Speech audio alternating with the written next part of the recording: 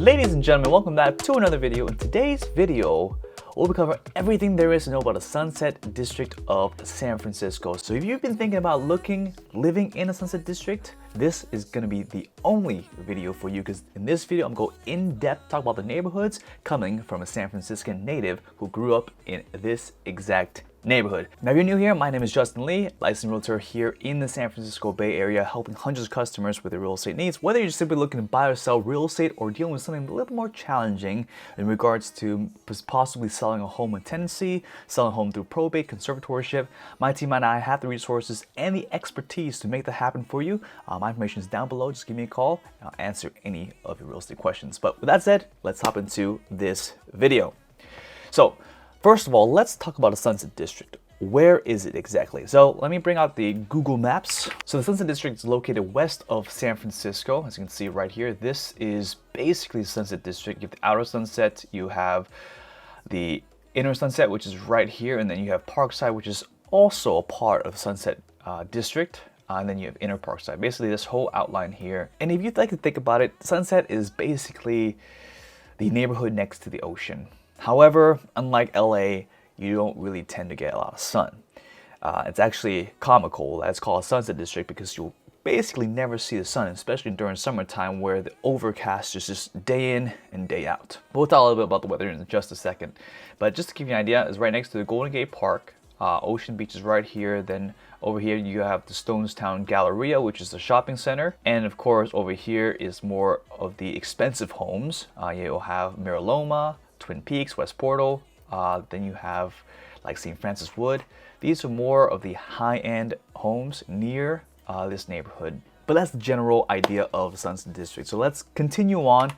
So when we look about the Sunset District, there's a few things. Sunset District, one of the largest residential areas spanning to outer Sunset along the Pacific Ocean. Like I mentioned, Ocean Beach, outer inner Sunset, adjacent to Golden Gate Park. This park is actually very big. It basically spans from Ocean Beach all the way to the inner Sunset, if you want to think about it that way. And the overall vibe of the neighborhood is relaxed, to say the least. It's very family friendly. It's very safe in comparison to the rest of San Francisco. It is the furthest away from downtown, so a lot of homeless people tend to hang around downtown more, especially in the Tenderloin District. That's why it's a little bit harder for them to get to Sunset District, okay? But as we all know, San Francisco is not shy to get its crimes, especially recently within the last year. All right, so in this video, I'll be breaking down a couple of topics for you. First, we'll go through the neighborhood overview. Then I'll break down the housing market for you. What is the price range in this area? Then the lifestyle amenities, what there is to offer. I'll show you what places that I like to go to, and a little insight of the neighborhood from a native San Franciscan. Then we go ahead and go through the pros and cons of living in the Sunset District. And then finally, some tips for you guys. All right, so let's go ahead and go. So the neighborhood view, inner Sunset, okay? It is centrally located next to the Golden Gate Park.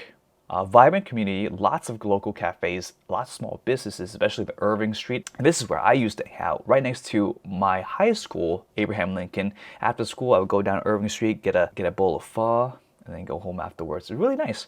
A lot of boba shops there, not as much as used to, but there's still a few boba shops out there. And then the outer Sunset, a little bit colder, next to the ocean.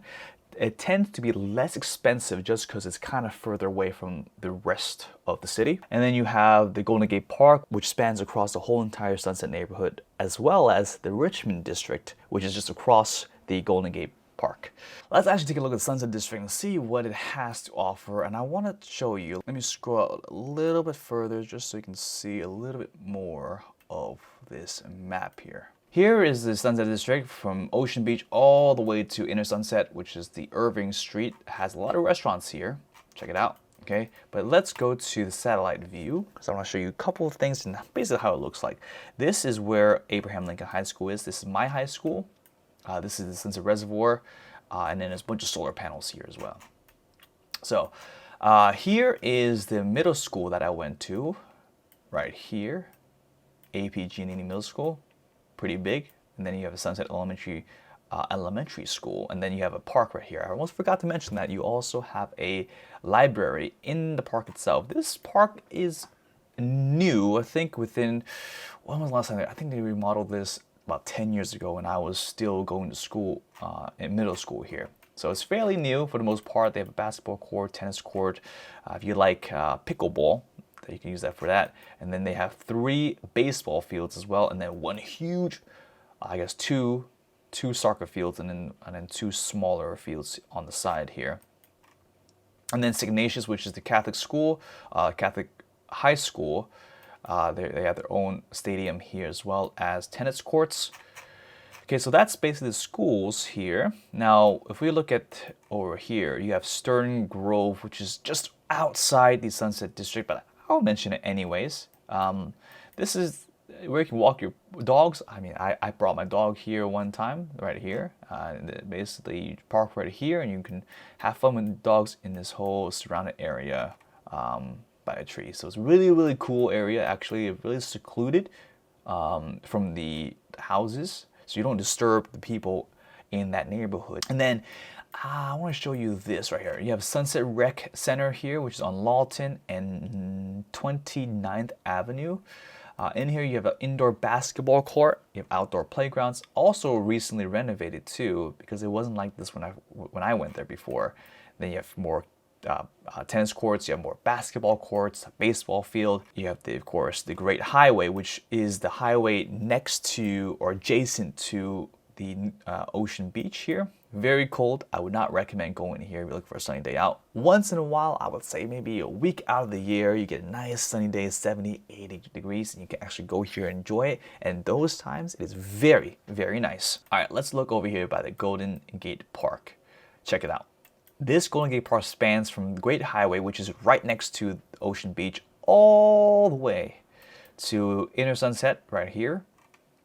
And then it cuts off like right there, and the Kezar Stadium is right here, as I mentioned, the track field right here. But let me show you some places that I like to go eat.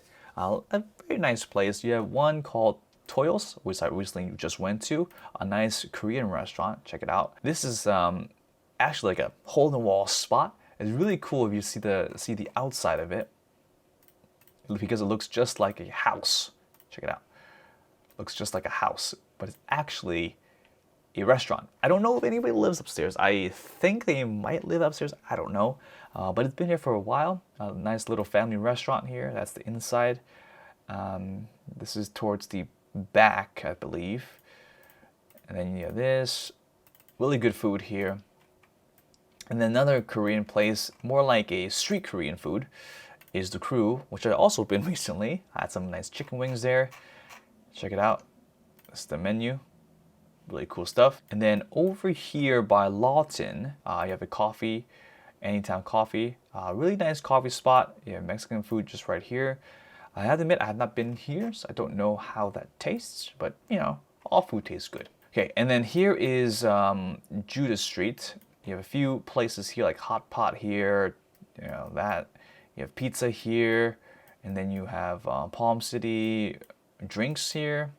But what's popular is the Inner Sunset's Irving District right here. Okay, let me turn it to this so you can see better. So basically, this section here with the orange is where the commercial businesses are, right here and right here. Okay, you have the bakery here. A lot of Chinese and Asian food here, as well as here. You have Grapevine here, another good place. Santown, another Chinese restaurant, really popular in Sunset District, really well known. You have many bakeries and other restaurants here as well if you look closely. But yeah, that's basically the general idea of the neighborhood of Sunset. It's really small, not too big, but lots of things to go do in the Sunset District, okay? So let's head back to the slide there. All right, so here is the breakdown of pricing in regards to the Sunset District. You're looking at around for single-family homes, around $1.2 to $2.2 million. I know it's a big range, but then again, you got to realize Inner Sunset, usually bigger homes. Outer Sunset tend to be a little bit smaller homes, maybe 3-bed, 2-bath, 4-bed, 3-bath, and then Inner Sunset maybe a 5-bed, 3-bath, 5-bed, 4-bath. Condos and townhomes, there's not too many in the Sunset District. There are more of apartments in the Inner Sunset than townhouses, but those are usually cheaper just because they're a little bit smaller in space. Just think about it this way. When you look at homes in San Francisco, go by the price per square foot, because that's usually how you would value how much a home it costs. And so there's more square footage, it would cost more. If there's less square footage, it would tend to cost a little bit less. So here are the lifestyle amenities. There are 3 things that I'll mention in this slide here. There are parks, Golden Gate Park.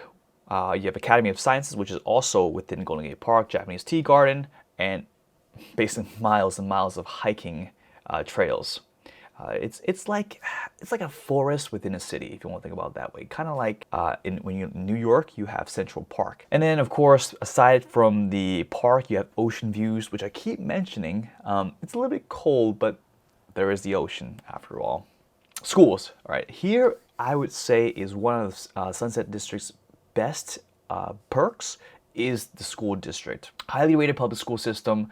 Elementary school, I went to elementary school here, I went to middle school here, and I went to high school here. I did go to Sunset Elementary School. I went to AP Giannini for middle school, and I went to Abraham Lincoln for high school. And then St. Ignatius is a private college. I believe it's a Catholic school. And then shopping and dining, there's not really too much to shop for. In terms of dining, there's a lot of restaurants in the inner Sunset, a little bit on the outer Sunset. A few grocery stores here and there, but not too many.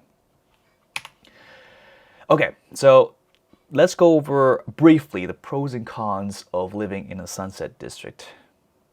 Safety, definitely one of the pros.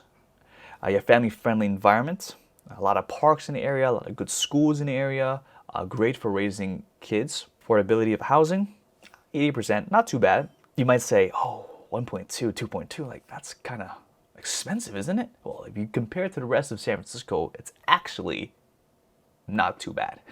It's actually closer to the cheaper side of things. The nature, Golden Gate Park, Japanese Tea Garden, Kezar Stadium, which is also located in Golden Gate Park. It's kind of outside, but it's part of that. And then commute time in downtown. I used to not drive a car when I was in high school. So I would take the bus all the time, and you could basically take the bus anywhere. It might take a little bit longer than driving a car sometimes. With traffic hits, it could be faster than driving a car to downtown, because you could take a bus to the West Portal Station, which is like a train, underground train system, and then you take the, I'm blanking now, I think it's the L or the N or the K, I forgot which train it goes all the way to downtown, you get off there. If you drive downtown, it takes about 35 minutes without traffic. It takes about 45 minutes with traffic, or maybe 50 minutes. It's a wreck, especially during rush hour time. If you like cold weather, if you like fog, if you like overcast, then this is a pro for you, because the Sunset District, especially during the summertime, has a lot of overcast. You will barely see the sun. I mean, right now there's no sun. It's summertime. If you like the sun, this is definitely not a pro for you. Well, that's it for this video. Hope you guys learned something about the Sunset District. If you have any questions, make sure to comment down below or send me a message. My information is also in the description. If you find this video helpful, make sure to smash the like button down below and subscribe if you want to see more content just like this one. If you really like it, consider sharing with your friends, family who are looking for homes in San Francisco or the Bay Area. And I'll make sure to help them out with any of their needs. And once again, thank you all for watching, and I'll see you in the next video. Take care, everybody. Bye-bye.